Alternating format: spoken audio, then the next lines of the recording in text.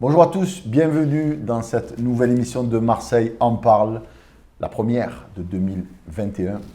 Pour reprendre l'année 2021, le maire du 2-3, Anthony Crémer. Bonjour Anthony. Bonjour Omar. Comment va? Ça va, ça va, ça va. Un Toi, ça plaisir va de te retrouver, ben ouais. Ouais, bah écoute, c'est toujours un plaisir de. On avait fait France 2 ensemble. C'est vrai. Et là, on se retrouve ici sur Boumédia. Alors, on va parler de toi, on va parler de ton histoire, on va parler de l'actu, on va parler de l'Olympique de Marseille, évidemment, puisque tu es un féru de l'OM et de football. Donc, tu es Marseillais? Oui, je suis Marseillais. Je suis né à Beauregard dans le 12e et j'ai passé quasiment toute ma vie dans le 11e arrondissement sur le boulevard de Saint-Marcel. Tu es natif de Saint-Marcel, donc d'un père allemand et d'une mère algérienne. C'est ça, sacré mélange, hein? Ouais. Sacré En mélange. 82, tu étais pour qui? Ah ben non. J'étais pas né. J'étais pas né. J'avais cette chance. Et en 2014, tu étais pour qui? L'Allemagne ou l'Algérie? À la fin, c'est toujours l'Allemagne qui gagne. Ah ouais, ça c'est Gary Lineker qui l'a dit. Donc tu es moitié Belloumi, moitié Rummenigge en fait. C'est ça, c'est un peu ça. Beau mélange.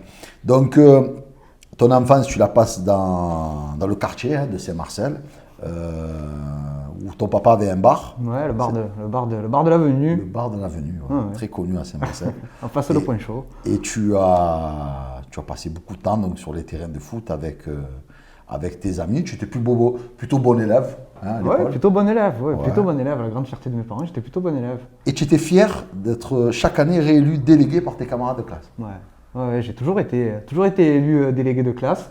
Je sais pas, de tout petit, j'ai dû avoir cette envie de m'occuper des autres. Quand il y avait un problème dans la classe, qu'il fallait qu'il y ait quelqu'un qui aille parler au professeur, on m'envoyait toujours à moi. Ouais, bon, Et je sais pas, ça m'est resté quoi. dans le 2-3, tu dois en avoir maintenant. Ouais. On va en parler. Donc, tu as poursuivi tes études après le bac, fac d'histoire, puis l'IMPGT à Aix. C'est ça. Qu'est-ce que l'IMPGT? C'est l'Institut de management public et de gouvernance territoriale. D'accord. C'est ce qui nous apprend à bien gérer l'argent public. Voilà, c'est une formation sur les services publics. Tu pensais déjà être élu à l'époque ou pas? Non, on Non. n'arrive pas à se projeter. Non. On n'arrive pas à se projeter. Non, on n'arrive pas à se projeter. On n'arrive pas à dire je serai élu dans 5 ans, dans 10 ans. Ceux qui font ça sont soit trop ambitieux ou soit irréalistes. On peut pas se projeter. Après, c'est comme quand tu dis à un petit qu'est-ce que tu veux faire plus tard? Oui, je veux faire le foot, je veux faire footballeur. Je veux gagner la Coupe du Monde, oui d'accord, mais après pour y arriver, Bien sûr. si tu avais dit il y a peut-être 10 ans au petit Mbappé, est-ce que tu vas gagner la Coupe du Monde? Il t'aurait peut-être dit oui, mais bon, il n'aurait jamais trop pensé. Tu t'imagines pas que tu puisses réussir dans ta passion. Et Moi, pourtant, je considère- donc, en 2005, l'année du fameux CPE, tu rejoins le mouvement des jeunes socialistes. Oui, oui. Tu as 18 ans et tu fais connaissance de quelqu'un qui s'appelle Benoît Payan. Ouais, on était. Benoît, si tu nous écoutes, je te salue. Qui est maire de Marseille. Qui est maire de Ça Marseille, va, ouais. hein. Tout jeune à l'époque, tout jeune, mais déjà une faculté, une force de persuasion, déjà une capacité à convaincre un auditoire que je n'avais jamais vu, que je pense que je ne reverrai jamais à un âge si précoce. C'était déjà Haaland ou Mbappé, quoi. Si tu veux la comparaison. J'aime bien les footballistique. comparaisons footballistiques. J'ai vu une vidéo d'ailleurs en parlant de Benoît où il est en campagne contre Godin et on te voit c'était au cantonal, et on te voit sur le marché de Michelet. Ouais. Alors on voit Benoît, il est là, contre Godin c'est bien, mais bon un jour il faut qu'il y ait la suite et tout. Et on te voit, tu es juste en fond. Il y a un petit derrière qui porte les tracts, c'est bien moi. Alors, on va parler football, hein, comme je l'ai dit. Donc, tu es passionné de ballon, de l'OM. Tu as joué ailier droit à la Penne-sur-Yvonne de Poussin jusqu'à 15 ans. C'est ça, moins de 15. Ouais, moins de 15, j'ai joué. C'était un beau club à l'époque, Sadani et tout ça, avec de la famille Sadani. Non, c'était un joli club, c'était un club très familial. Qui est monté jusqu'en CFA. Ouais, quasiment. Ils avaient une belle équipe senior. Ouais, c'était super bien. C'est vraiment les belles années, quoi. Voilà, le ballon, les collègues, le mercredi, le vendredi soir, le dimanche matin, Montafuvo. Voilà, c'est les souvenirs du foot, quoi. C'est de très très très très bons souvenirs, quoi. Quel courage ces entraîneurs. Quel courage. On va en parler, ouais, parce que tu sais que le football amateur, comme beaucoup de milieux associatifs sportifs, souffre avec ce Covid. Et les bénévoles, je pense aux bénévoles. Je me souviens de ouais. Brahim qui nous menait dans sa vieille voiture, quoi. Les parents ne jouaient pas trop le jeu, quoi. Donc on se retrouvait les dimanches matin à la peine, il fallait monter à Fuvo ou à Gémenos. On était 50, il avait la vieille estafette, on chargeait, enfin maintenant on ne pourrait plus faire ça. Quoi. Ouais, ça se fait toujours. Hein. Ouais, ça se fait toujours. Faut pas trop le dire. Ça se fait toujours. Moi, alors, en 93, ça te parle 93? Ouais, j'étais petit, je suis de 86. 7 ans, ouais, 7 ans. Le 26 mai 93, Ouais. quand l'OM donc gagne la Coupe d'Europe. Et ton souvenir le plus marquant, c'est que ton papa t'a autorisé à passer la soirée au bar pour fêter la victoire à Saint-Marcel. Exactement, je comprenais absolument pas ce qui se passait parce que j'avais pas l'âge pour comprendre un match, une organisation tactique, mais je comprenais qu'il se passait quelque chose dans la ville. Je sentais l'effervescence et je sentais que je participais à un événement important sans forcément le comprendre. Et donc je m'amusais à répéter les chansons que criaient les amis de mon père dans le bar au grand détriment de ma mère. Pelé a centré, Bouli a marqué. Ouais, c'était pas ça, mais il y avait d'autres chansons à l'époque. Donc le premier match que tu as assisté, c'est Nantes-Juve en Ligue des Champions. Non, c'est... Alors, tu peux m'expliquer? Ouais, c'est le premier match, c'est le match où je me souviens. C'est le premier match que j'ai regardé seul. En fait, je crois que c'était le mercredi, la Ligue des Champions, TF1. Et c'était le seul moment, c'est la première fois où j'ai eu le droit de regarder le match. Et donc, je m'en rappelle, je suis quasiment capable de te faire la compo d'équipe. Déjà, si c'est Nantes en Ligue des Champions, ça doit 95-96, ouais, 96. Vous avez les Wedek, Pedro. Ouais, c'est ça. Alors, je sais pas s'ils n'étaient pas tous partis. Non, je crois qu'il y avait encore Loco, il n'y avait plus Carambeu, il n'y avait peut-être plus Makelele. Mais c'était l'année juste après la grande équipe de Nantes. Ouais. Et je me rappelle parce que je recopiais les compositions d'équipe et j'ai fait ça pendant très longtemps tout petit. Donc, c'est pour ça que j'ai gardé quand même une bonne mémoire là-dessus. Parce que je recopiais tous les noms des joueurs de foot. Il n'y avait pas Internet à l'époque en fait, donc j'avais des fiches. Il n'y avait pas la Play 4 aussi. Non, c'est ça. Et donc je recopiais les noms de tous les joueurs. Et le premier match qui m'a vraiment marqué, où je me rappelle parfaitement, c'est ce fameux Nantes-Juventus. Et Roman Kozeki qui m'avait marqué. Enfin, tu te souviens, polonais. Polonais, je crois, polonais.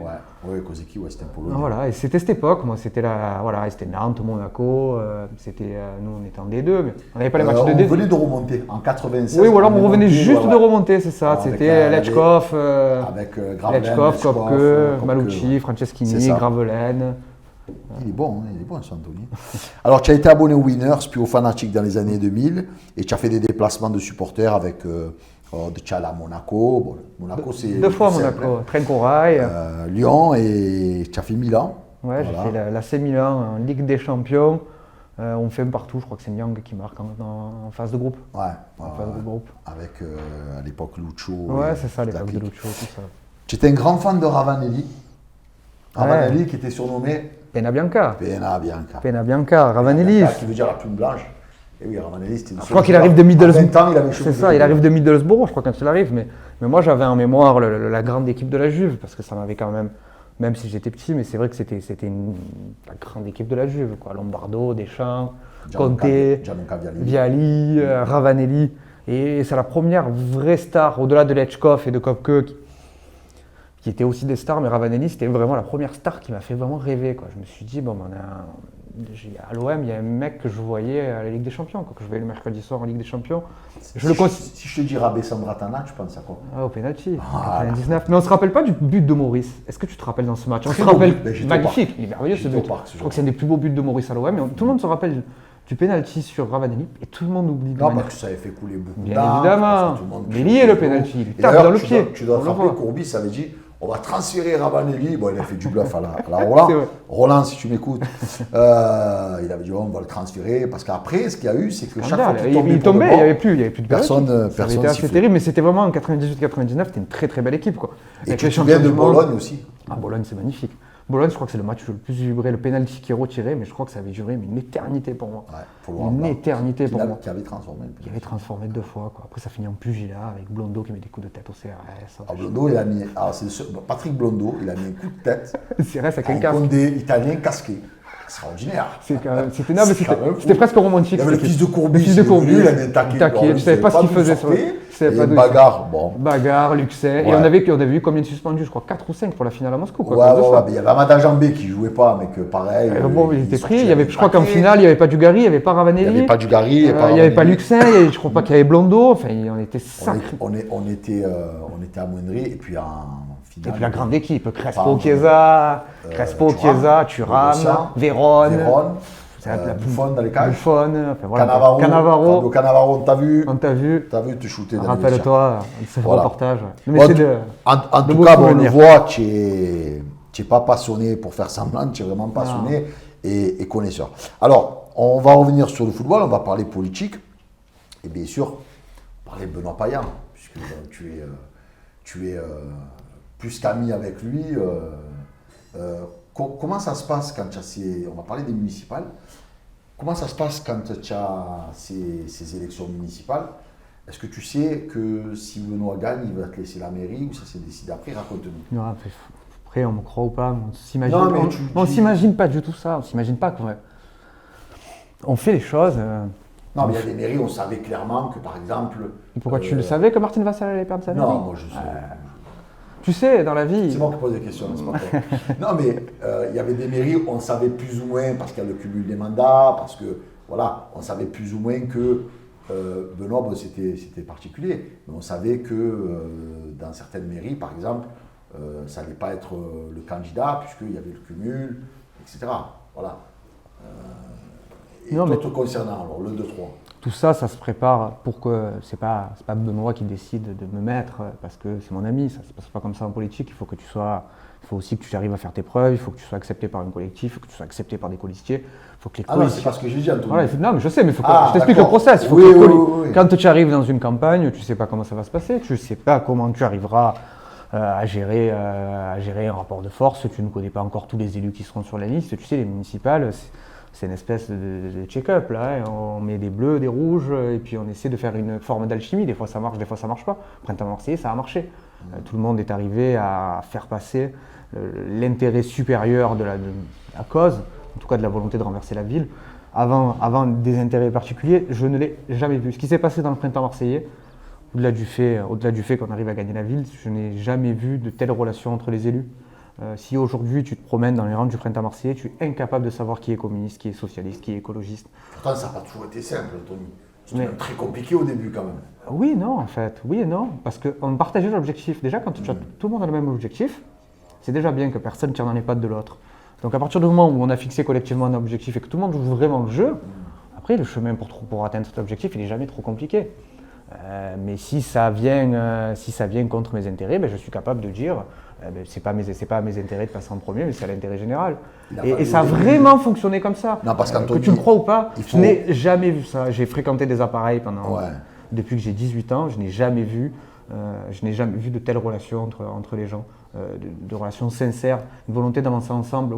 C'est assez impressionnant. C'est vraiment, il faut. Et puis on ne se rendait pas compte, on est super jeunes tous en fait dans le Printemps Marseillais. C'est au-delà de la formidable aventure politique, c'est une bande de jeunes, quoi, hein. C'est ce qui a fait aussi votre force. Mais Anthony, il faut dire qu'au début, c'était pas simple, c'est normal, c'est la politique. Tu avais les Verts, tu avais vous, tu avais le clan Samia Ghali, il fallait unir tout ça, c'était même assez compliqué et vous avez réussi puisque vous avez gagné la mairie.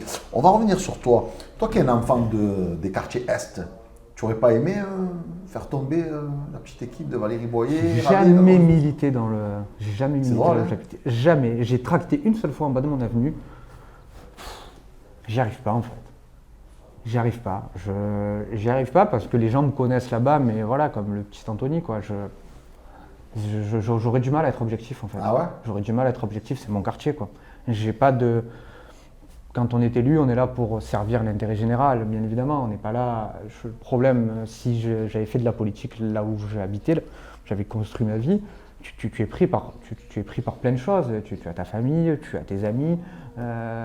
Comment tu dis non à un ami d'enfance enfin, tu sais comment ça se passe. Tu as sûr. changé, tu n'as pas changé. Pourtant, il y en a beaucoup qui ont fait carrière Ouais, politique c'est un dans choix. leur secteur. C'est un choix. Je n'ai jamais voulu Moi, militer. dans le 4-5. J'ai toujours refusé, c'est trop compliqué. Ouais. C'est trop compliqué d'être D'accord. juste et impartial quand quand tu as tant d'emprise. J'y suis né, j'y ai grandi, j'y ai mes attaches, j'y ai ma famille. Comment je pourrais être objectif Comment je pourrais arriver à être objectif? Et puis, on a besoin aussi, quand on est élu, on a aussi besoin d'avoir une forme de distance aussi. Donc toi, c'est pas. Dans mon quartier, j'ai pas de distance. Dans toi, mon c'est quartier, c'est pas ton truc d'être Ben, élu là où tu as grandi, ben, comme certains. non, c'est pas mon truc. Voilà, c'est pas mon truc. Et puis, j'aime continuer à avoir mes habitudes. Ça aurait été un beau challenge quand même de faire. Si tu me vois le week-end, tu me reconnais pas, hein. Ah, mais ça aurait été un beau challenge pour toi de faire tomber quand même Oui. Valérie Boyer. Il y avait un très très bon avec, candidat. Il y avait un très bon Oui, candidat. Yannick, qu'on a dans- reçu ici. qu'on a reçu Il y a un ici, très bon candidat. à Boumédia, ça je ne le remets pas du tout en Mais cause. je n'y ai jamais milité, j'ai pas de légitimité militante là-bas. D'accord. J'ai pas de légitimité militante. Moi j'ai toujours milité en centre-ville, j'ai jamais milité dans l'11e, jamais. Ok. Justement, par rapport au 12, il y a eu le verdict, on va dire, sur les procurations, sur tout ce qui s'est passé, les votes dans les EHPAD et tout. Tu en penses quoi? C'est une injustice ou pas selon toi? Bon, la justice a été rendue, je ne vais pas parler d'injustice. C'est pour moi immoral en tout cas. Après, on a vu clairement sur France 2 ce qui se passait. Oui, je l'ai vu comme toi. Bon, après, ceux qui l'ont fait, écoute, je ne sais pas s'ils arrivent à se regarder dans une glace le matin. Voilà, moi je considère qu'en politique, il y a des limites, quoi. Bon, il y a quand même un code d'honneur. Mais on ne fait pas ça. Tu penses que l'élection aurait dû être rejouée? Si les juges ont considéré qu'elle ne devait pas être rejouée, visiblement ils ont dit il y a eu, mais il n'y a pas eu assez. Bon, je ne sais pas, après c'est aux juges. Je ne suis pas juge. J'ai pas eu les éléments de l'enquête. Je suis comme toi, j'ai eu des échos, j'ai vu la télé, j'ai pas les éléments du dossier. Ah, mais là, c'est pas des échos, c'est des faits. J'ai vu les choses comme toi. Ouais. Voilà, pour moi, je ne me mets pas sur un point de vue juridique. Moi, je ne suis pas ni avocat ni juge. Je me mets sur un point de vue politique. En politique, il y a des choses à faire, il y a des limites, il y a des limites à ne pas dépasser. Je pense qu'un point de vue de l'éthique et de la morale, les limites ont été dépassées. Quand j'avais reçu Yannick à Oanessian, à ta place, et il attendait, on va dire, le verdict à l'époque, puisqu'il a été le principal concerné et lésé, si je puis Ça a dire. été très compliqué la campagne de sais, Yannick. Elle a vraiment été compliquée. On n'a vraiment pas eu une campagne facile. On n'a vraiment pas eu une campagne facile. Il a fallu vraiment Il y a eu les recours d'autres candidats aussi. Il y a eu Robert Hassan. Il y a eu beaucoup de recours. Il s'est passé. Il y a eu Pascal Chamassian, si je dis pas de bêtises. Chamassian, ça a été une campagne. Toi, tu es un fin connaisseur de la vie politique. Ça a été une campagne quand même assez animée. Ouais. Ça a été une campagne assez courte finalement. Finalement, on a eu quoi, 2 mois de campagne, 3 mois. Après, il y a eu ce confinement au milieu. En fait, tu vois, en politique, tu me disais tout à l'heure, est-ce que tu t'es projeté? Comment tu veux un an avant expliquer tout ça? Ouais, celui qui t'explique ce qui va se passer un an avant. Certains ont dit que c'était Game of Thrones. Tu l'enfermes. C'est municipal. Tu l'enfermes. Celui qui t'explique ça un an avant, tu lui dis, tu es gentil, mais tu... Alors, on va revenir sur toi, Anthony. Donc, Benoît gagne la mairie du 2-3, Benoît Payan. Benoît, donc... tête de liste. Tête de liste.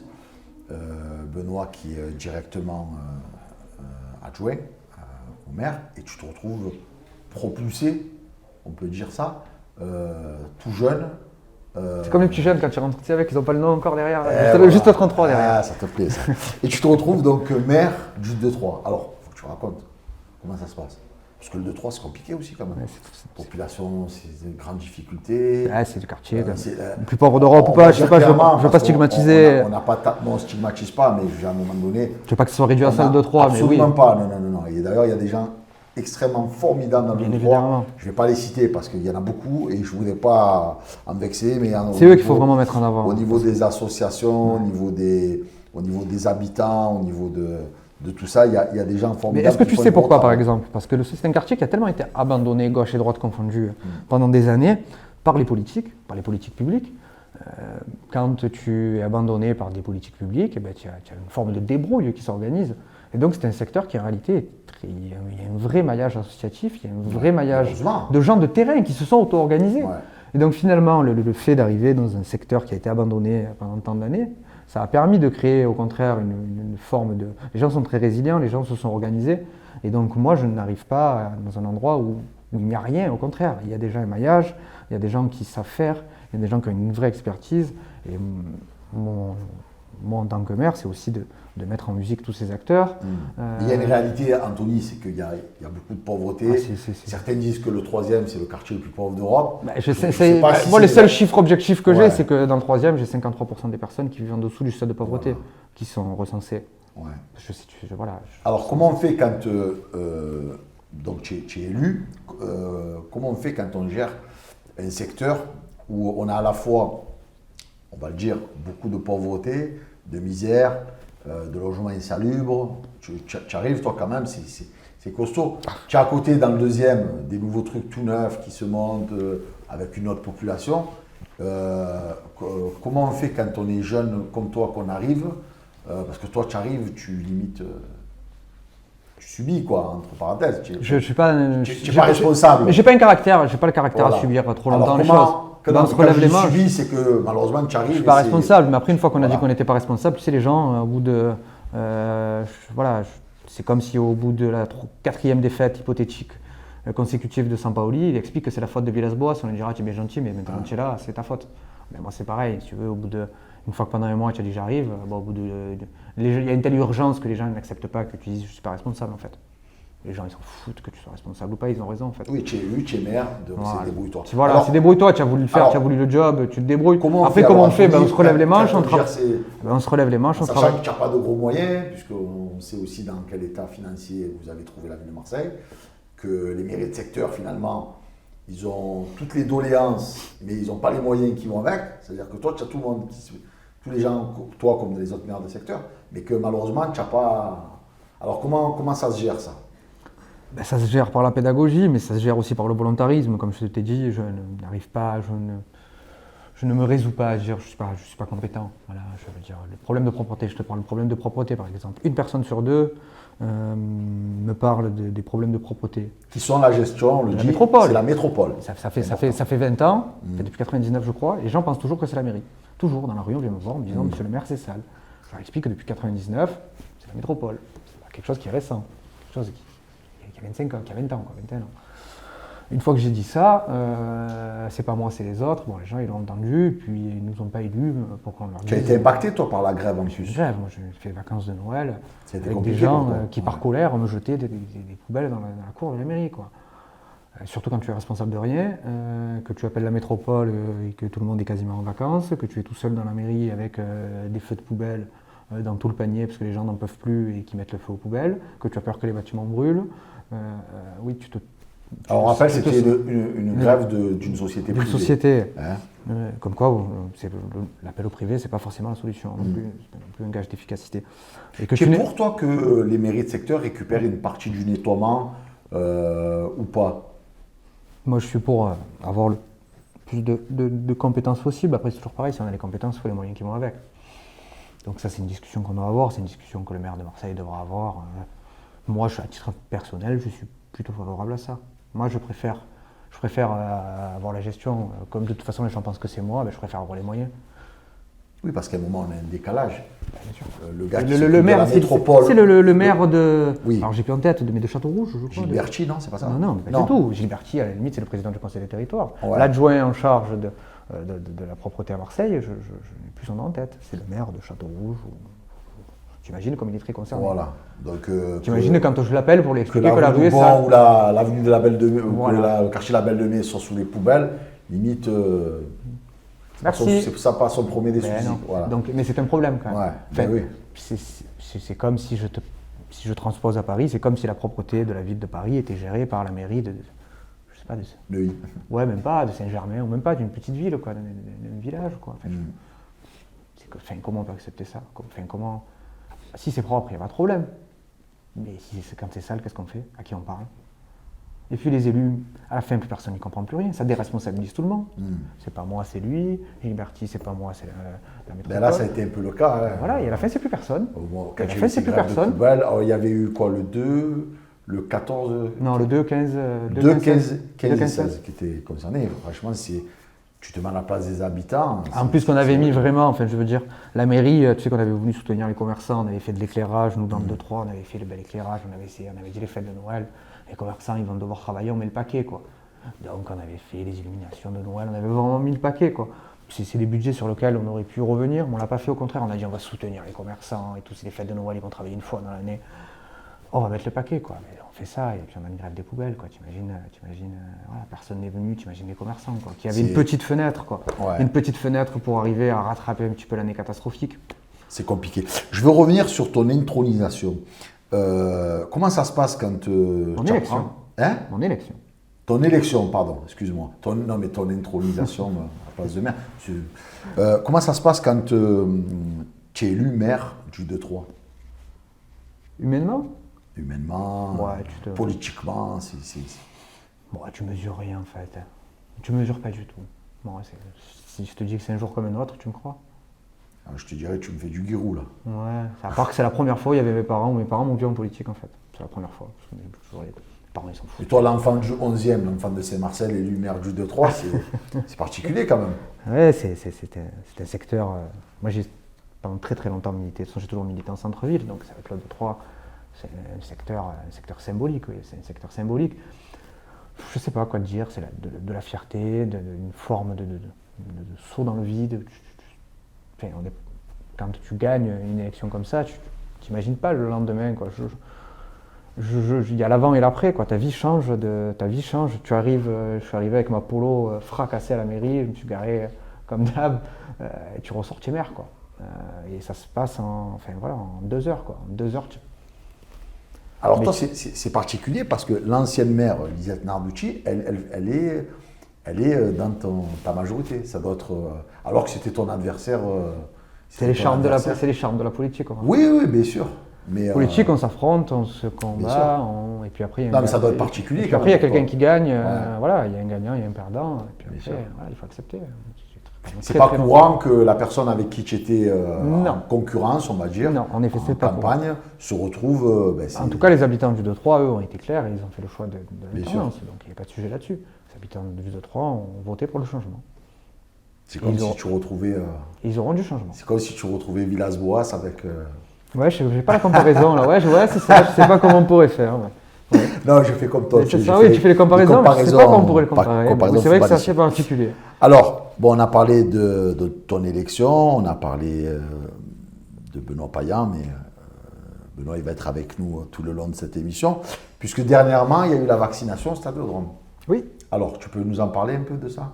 Je sais pas, il faut en parler. Alors, moi, je ne suis pas spécialiste, je suis ni adjoint à la santé, ni en charge du BNP. Non, on va parler d'un scientifique, je te rassure. Voilà, bien évidemment. Mais c'est une première, ça aussi, quand même. Oui, c'est une première. C'est de montrer que tout aussi, en termes de symbole, moi, ce que je vois, c'est que toute la ville est mobilisée.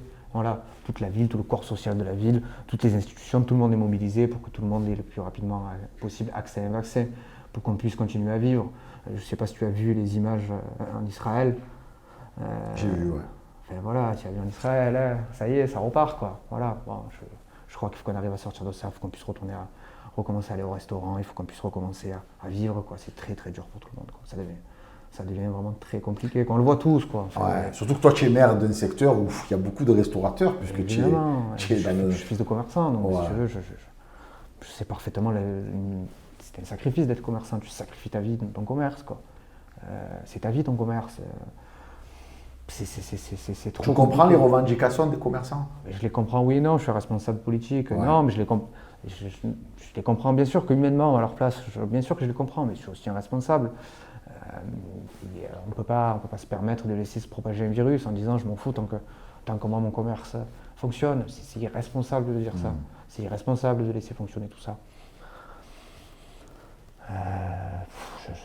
C'est des sujets qui sont tellement compliqués. Il n'y a pas de bonne solution de toute façon. Si tu laisses ouvert, de toute façon, on va te dire que tu laisses propager le virus, et puis si tu fermes, on va te dire que tu mets à terre l'économie. Il n'y a pas de bonne solution. Il n'y a pas de bonne solution, donc tu ne me verras jamais hurler avec les loups contre l'État là-dessus. C'est très compliqué. C'est très compliqué. Surtout que là, on fait les 1 an du virus, du premier confinement, et malheureusement, c'est vrai que bon. En tout cas, il y a quelque chose qui marche, qui a l'air de marcher. En tout cas, c'est la vaccination, quoi. Ça, tout le monde est à peu près d'accord. Voilà, donc allons-y. Au-delà du cas sur l'AstraZeneca, après, je ne suis pas spécialiste au-delà de ça. Mais, tu vas te faire vacciner, toi ou non? Moi, dès que je peux me faire vacciner, bien sûr que je vais me faire vacciner. J'appelle tout le monde à aller se faire vacciner. Toi, tu appelles à te faire vacciner? Bien évidemment. Autour de mes proches, je suis convaincu mes parents d'y aller. C'est fou cette peur du vaccin. Enfin, je veux dire, quand on était petit, on faisait le BCG. Tu n'as jamais demandé notre trou.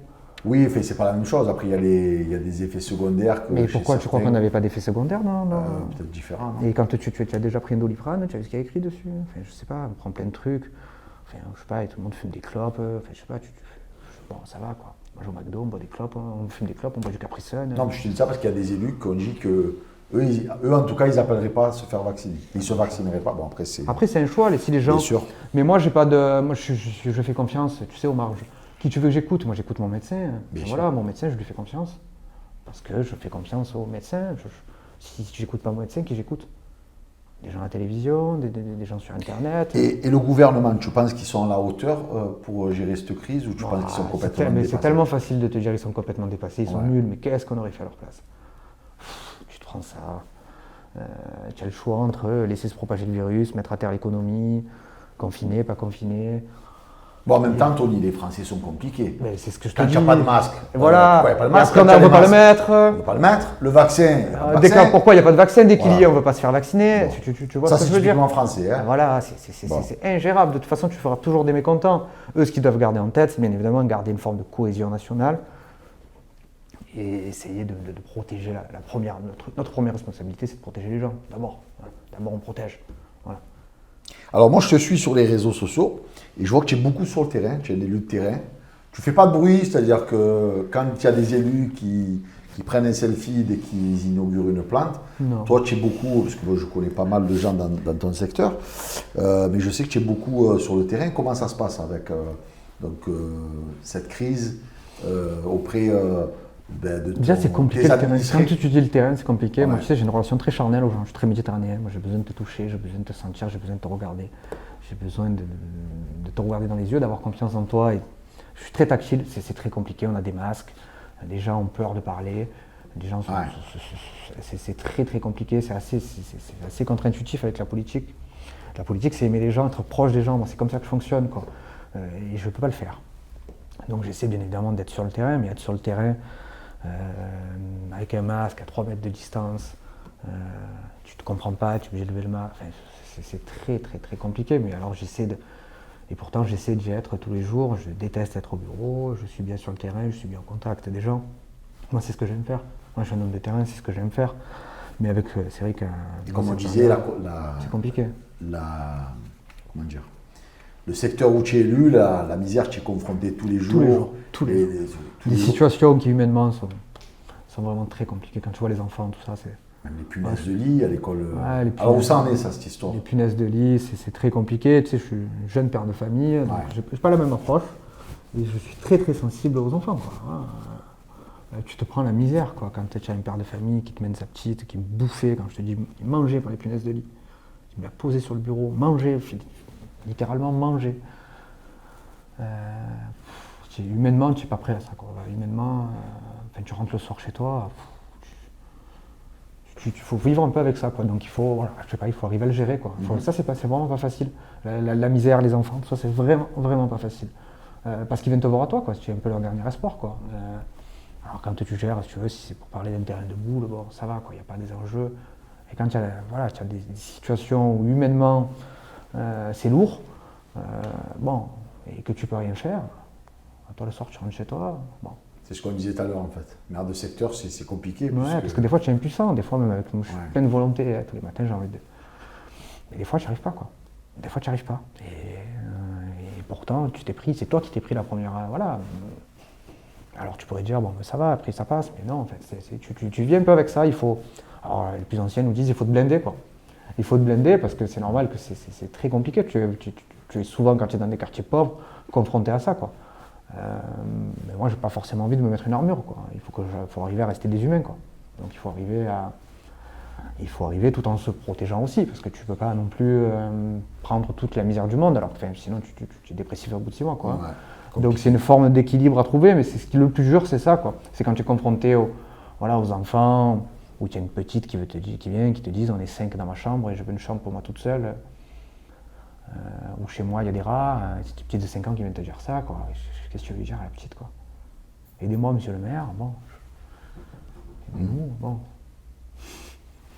Ouais, parce que question logement insalubre, malheureusement, dans ton secteur, tu servis, quoi. Ah oui, tout le troisième est quasiment...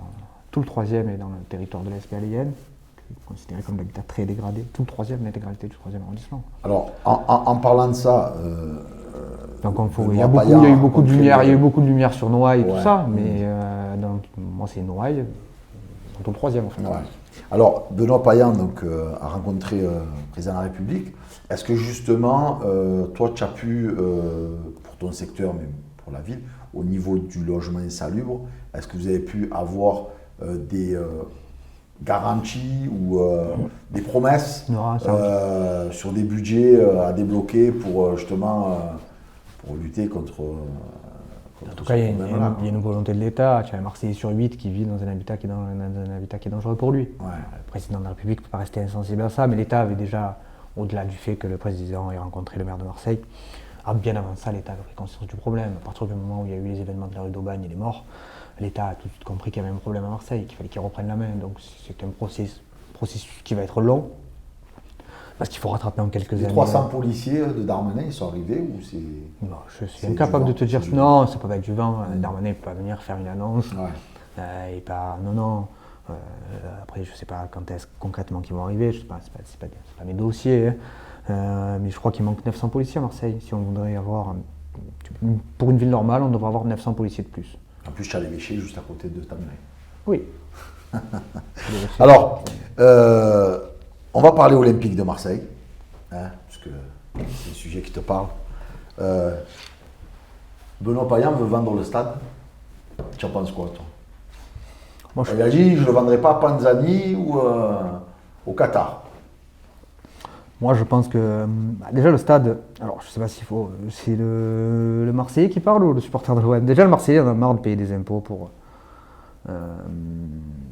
un stade qui finalement ne nous appartient carrément plus, quasiment plus, parce que tu sais très bien que c'est Arema finalement qui a la gestion du Consortium, stade. Bouygues, Arema. Bouygues, la Caisse d'épargne. La Caisse Donc d'épargne. finalement, à part les dettes, Ouais. les Marseillais n'ont rien. Ils ont les dettes.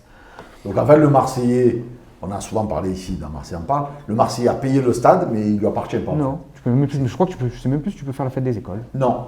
Mais voilà, tu vois. Ah ben, moi j'ai des enfants, Ah ben, j'ai voilà. ma fille qui est au CM2, je sais que ces dernières années, c'était... Pourtant, tu payais le stade. Je sais. Ouais. Alors, le vend ou pas, le stade? Le vendre, oui, bien évidemment. Alors après, si tu veux, au-delà de... Alors le vendre, c'est à la limite... Mais déjà, je te prends l'exemple. Pourquoi c'est pas la métropole qui gère ce stade? Tu sais que je crois qu'il y a une personne sur deux, donc sur les 60 000, tu dois avoir 30 000 personnes qui ne sont pas marseillais. Donc eux ne payent pas le stade. Tu vas me parler de la piscine de Venelle comme... Par exemple, et de l'Arena d'Aix. Où je vais te parler de l'Arena d'Aix. Toi, tu payes l'Arena d'Aix en tant que Marseillais. Mais l'Aixois ne paye pas le stade. Tu vas plus toi à l'Arena d'Aix ou l'Aixois il va plus au stade? Je pense que... Ouais, quand tu es dans l'Arena, toi, non? Il faudrait déjà que je sache où elle est, la Donc, non, mais c'est une forme Oui, d'injustice. mais Il y a une forme évidemment, d'injustice. évidemment. Non, mais bien évidemment. Donc, une fois que déjà qu'on a. Donc, déjà, C'est pour comme quand moi. la maire de Cassis ne veut pas que les Marseillais viennent se baigner à Cassis. Ah ben donc, mais tu l'été imagines. dernier. Voilà, mais tu imagines si on expliquait aux Ciotadins ou aux Cassidens de ne pas venir au stade? Parce que c'était que les Marseillais qui payaient le stade? Ou de ne pas venir se soigner à la Ou Timone. de ne pas venir utiliser nos routes, par exemple, pas de venir à la Timone. Bon, voilà, donc ça, c'est un sujet quand même. On ne peut pas, nous, avoir toutes les charges de centralité et des villes aux alentours continuer à aller. D'ailleurs, la maire d'Aix-en-Provence, Marie Jossin, a dit vous n'allez pas m'obliger à me marier avec des voyous, en parlant de Marseille. En parlant de Marseille. C'est- On lui renvoie le compliment. Ouais, voilà. C'est vrai qu'elle est bien placée, la maire d'Aix. Donc ça, c'est sur un deuxième point de vue Ouais. de gestion saine des finances publiques, de justice. Après, sur la question de la vente, c'est un choix qui est politico-sportif. Moi, en tant que supporter de l'OM, je suis pour vendre le stade. Moi, Et Franck Macourt, aujourd'hui, ça ne l'intéresse pas, puisqu'il en a la gestion. Ben non, ils ont pas besoin, finalement. Ils n'ont pas besoin. Ben non, avec le contrat, de la façon dont ça a été fait, c'est tout bénef pour l'OM.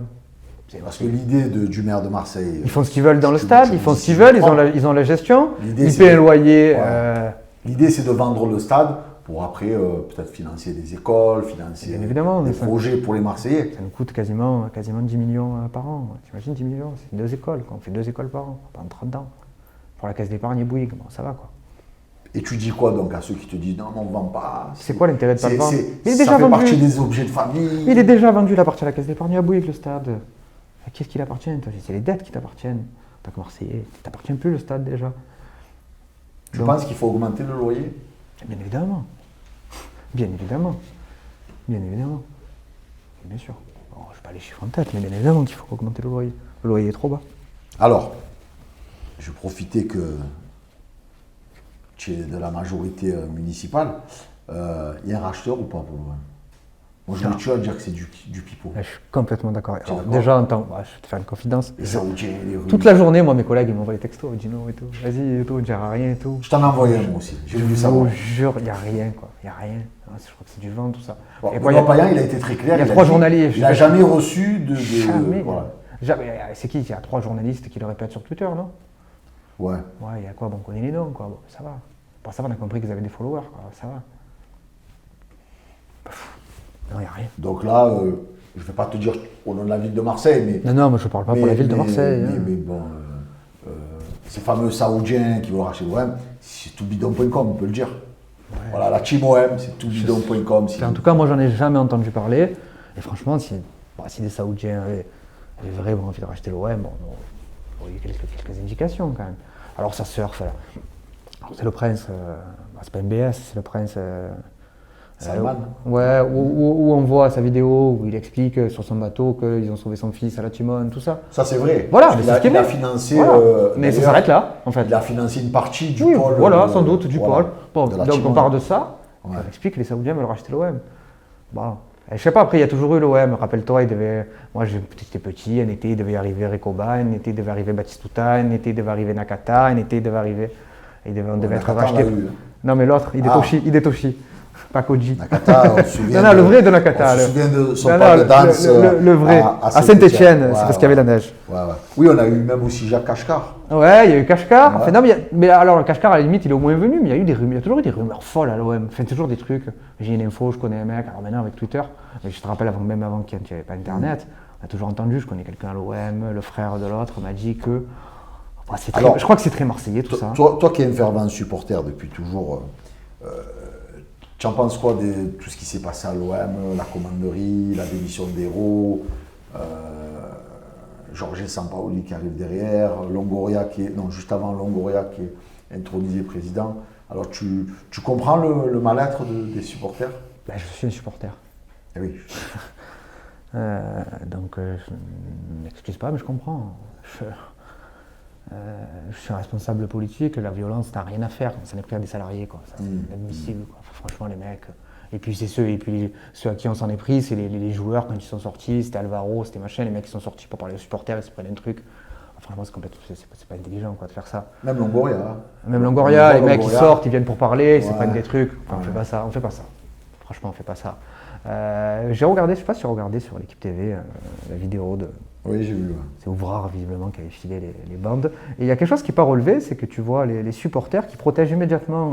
C'est pas relevé dans le truc. Villas-Boas, qui est au milieu, qui est tout de suite protégé par les supporters quand ils sont en haut sur l'escalier. Oui, parce que Villas-Boas, il était apprécié des supporters. Mais bien évidemment, la réalité, il y avait une forme de colère contre l'institution, contre le fait qu'on n'ait pas été respecté en tant que Marseillais, contre le fait que.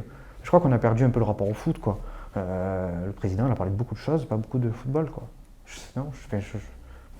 De quoi on se rappelle, quoi, de la tisane, des PowerPoint, du but qui compte double, de l'extérieur, les 3 points, je ne sais pas ce qu'elle raconte, je ne me rappelle plus, quand il est venu chanter Ayam à la télé, mais on ne se rappelle pas de trop de foot, quoi. Moi je pense qu'un président de l'OM, il faut qu'il s'occupe de foot déjà. Après le reste ça va aller.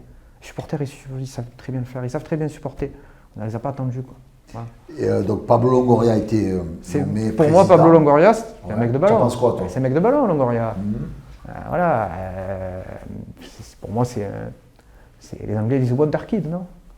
Voilà, c'est un génie du ballon, quoi. Voilà. Alors on rappelle qu'il a été à. Qu'est-ce qu'il a fait? Il a fait été Valence, à Newcastle, Sassuolo. à Sassuolo. À la Juve. Je crois qu'il est passé un peu par l'Atalanta. Ouais. Il a une formation sur Football Manager. Alors, moi, Il est comme toi, il est tout jeune, il a 34 ans. Oui, il a mon âge. Et je te dis, on a la même football. Il est fan de Football Manager, je suis fan de Football Manager. Non, c'est un geek, quoi. Un mec, voilà, c'est un mec du foot, quoi. Il paraît qu'il regarde 7 matchs par jour, quoi. Il a que ça dans la tête. Bon, c'est rassurant déjà. Ah bah, lui, on ne pourra pas lui dire. Voilà. Il est là pour faire du foot. On n'est quoi. pas le football. Bon, voilà, il connaît. Ouais. Après, Sampaoli, je trouve que c'est un peu simple, quoi. Tu penses que? C'est un peu simple, quoi, de nous envoyer Sampaoli pour nous calmer. Tu crois? Est-ce qu'il n'est pas un peu barjot sur les bords? Ouais, je crois qu'on a besoin de calme. Ouais. Je sais pas. Je sais pas, je peux me tromper, quoi. J'ai envie de me tromper. Bon, c'est l'école Bielsa en même temps. Hein. Ouais, d'accord. Bien ça, je me suis régalé, quoi. Mais on a besoin de mecs un peu stables, quand même, non? Putain. Je me suis régalé, hein. Pendant 6 mois, je me suis régalé, quoi. Après, c'est une histoire de te faire braquer à toutes les conférences de presse, ou trucs comme ça, tu sais pas s'il va partir, quoi.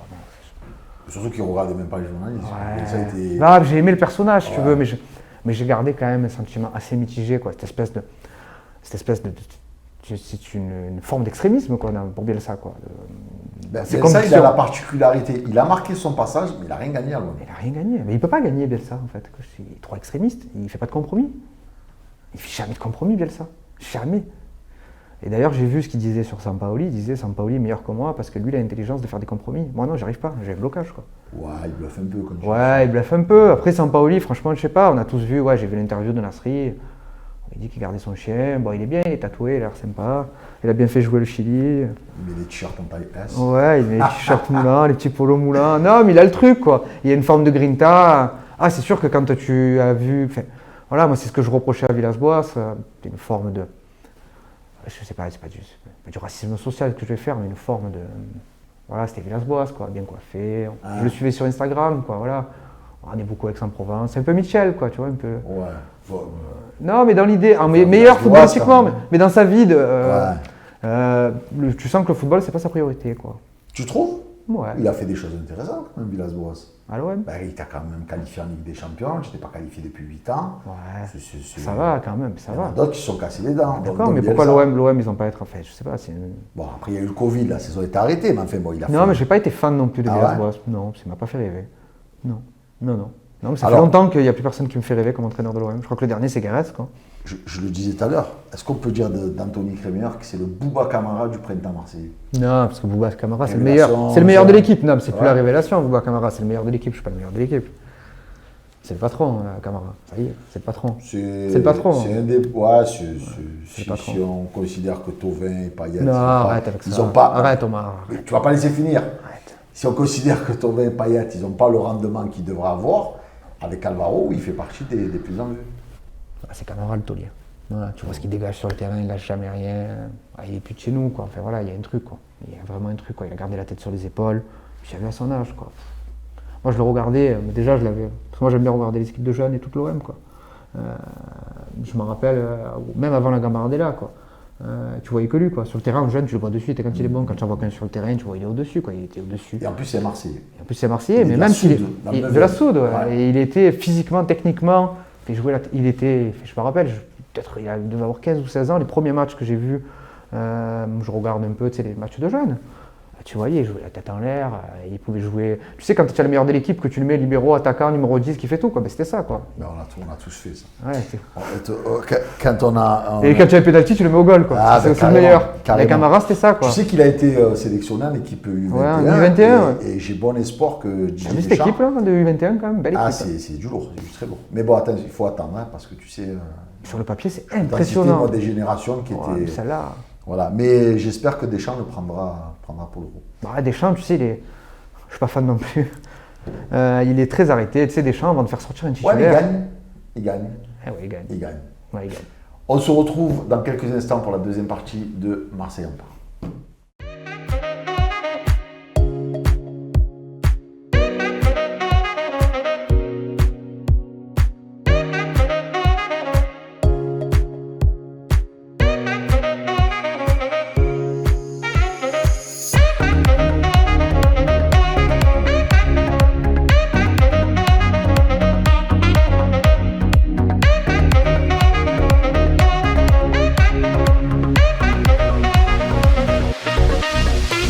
Notre invité du jour, le premier de 2021, Anthony Crémeyer. Alors, Anthony, on arrive à la fin de cette émission.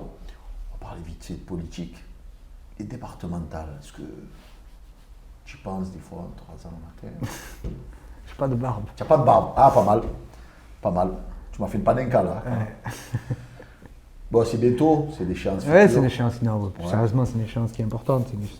Notamment sur les questions de solidarité. Hein, et quand on est dans les 2e et 3e arrondissements, les questions de solidarité, bien évidemment, ce sont des questions prioritaires. Donc, bien évidemment, quand on est responsable politique, des élections de cette importance nous intéressent, bien évidemment. Voilà, au-delà des candidatures qu'il peut y avoir. Bien évidemment, c'est un sujet, quand on est responsable politique, qui doit nous On a vu qu'il y a eu une polémique avec Martine Vassal sur les jeunes migrants. Tu en penses quoi, toi? Ouais, moi je crois qu'il ne faut pas avoir de polémique là-dessus. Voilà, je crois que c'est pas un sujet, c'est des humains. Voilà. C'est des êtres humains, on polémique pas sur des êtres humains. Voilà. On ne doit pas en faire un enjeu d'élection sur la question de ces mineurs. Plus que des migrants, le problème c'est pas que ce soit des migrants, c'est qu'ils sont mineurs. Et quand ils sont mineurs, c'est au département de s'en occuper. C'est la loi. Et tu réponds quoi aux élus de droite qui disent que vous instrumentalisez la misère à des fins politiques? Quand on demande à Martine Vassal de respecter la loi, tu trouves qu'on instrumentalise, on demande juste à la présidente du département d'appliquer la loi. C'est la seule chose qu'on lui demande, ni plus ni moins.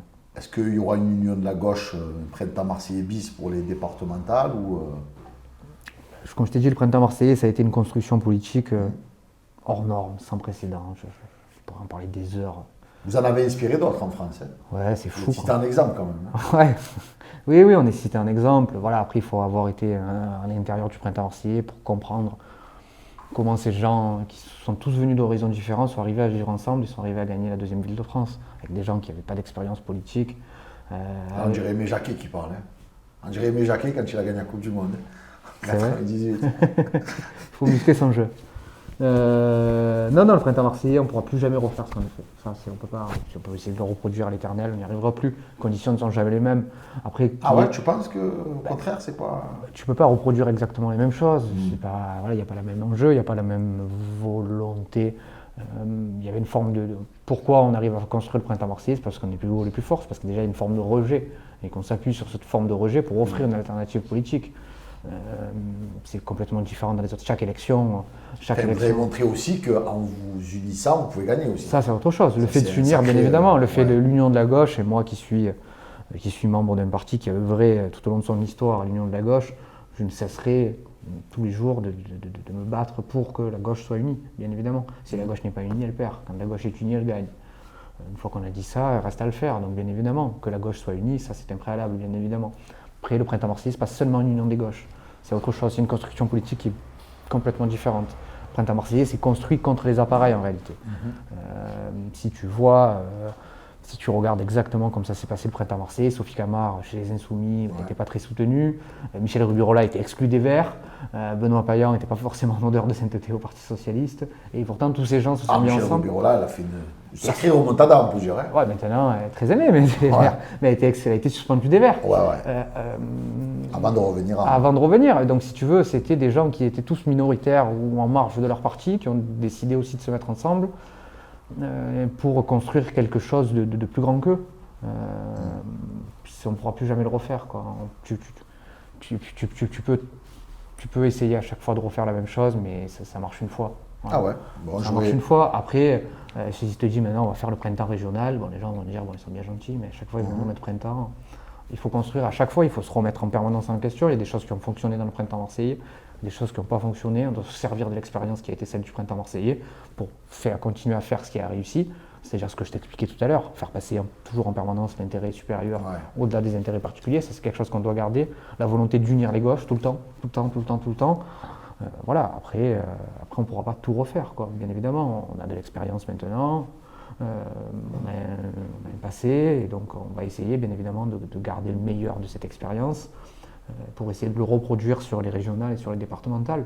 Oui, parce qu'il y a aussi, je t'ai interrogé sur les départementales, mais il y a aussi les élections régionales.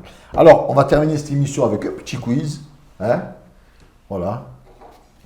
Allez. Monsieur le maire, vous êtes prêts? Allez. Bon, celle-là, elle est au hasard, elle est facile. Hein, 93, qui était au hasard? Qui était le capitaine de la finale? Ça va. Allez. Deschamps. Allez, ok. En 99, l'OM atteint la finale de la Coupe de l'UEFA. Quel était son adversaire en demi-finale? On en parlait tout à l'heure. C'est Bologne. Je peux te faire... Alors ça a fait Werder de Brême, Celta Vigo, Bologne, Parme. Celle-là, elle est trop simple. En 2010, l'OM est sacré champion de France de Ligue 1. Contre quelle formation Rennes a-t-il obtenu ce 11e titre? Rennes. Ouais. Un Mistral de fou. Rappelle-toi, un Mistral de dingue. Et un but de Lucho. Qui a pris sa retraite. Niang, Commandante. Bonne retraite. Niang, Lucho, je crois. Après, c'est Lucho qui nous délivre et qui met le 3-1. Quoi. Ouais. Enze.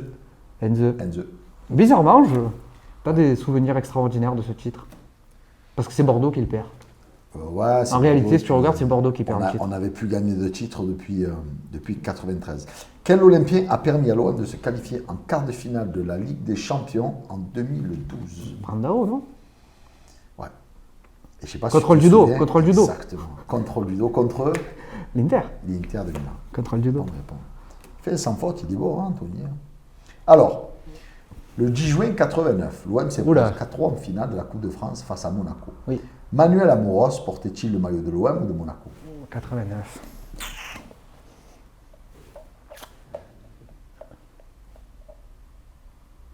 Ouais, c'était après Monaco, l'OM.